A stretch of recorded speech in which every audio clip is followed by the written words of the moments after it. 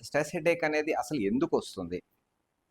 ఎందుకొస్తుంది అంటే, రిలాక్సేషన్ తగ్గినప్పుడు, ఎక్కువగా ఓవర్‌లోడ్ అయినప్పుడు, నరాల మీద ఒక ఓవర్‌లోడ్ అయిపోవడం, ఎగ్జాస్ట్ అయిపోయినప్పుడు, నరాలు వాటి పని అయిపోవడం, వాళ్ళ ఎనర్జీ అంతా లాస్ అయిపోయినప్పుడు నరాల్లో, అప్పుడు ఆటోమేటిక్‌గా బ్రెయిన్ చుట్టూ ఉన్న మజిల్స్ అనేటివి కంట్రాక్షన్‌లోకెళ్తాయి. దీనికి కంట్రాక్షన్ టైప్ హెడేక్ అని కూడా ఒక పేరు. ఎందుకంటే ఈ పుర్రె చుట్టూ ఒక మజిల్ వస్తది. ఈ మజిల్ అనేది కంటిన్యూస్‌గా స్పాజమ్‌లోకి వెళ్ళిపోయి, కంటిన్యూస్‌గా కంట్రాక్ట్ అయ్యి, అక్కడి నుంచి మనకు ఆ నొప్పి జనరేట్ అవుతది. మైగ్రేన్ అయితే అలా కాదు. మైగ్రేన్ అనేది మెదడు లోపల ఉన్న నరాలు ఫైర్ అవ్వడం వల్ల వస్తుంది.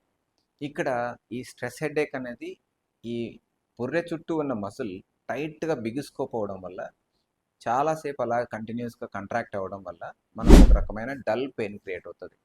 సో, దీన్ని మనము స్ట్రెస్ హెడేక్ అంటాం.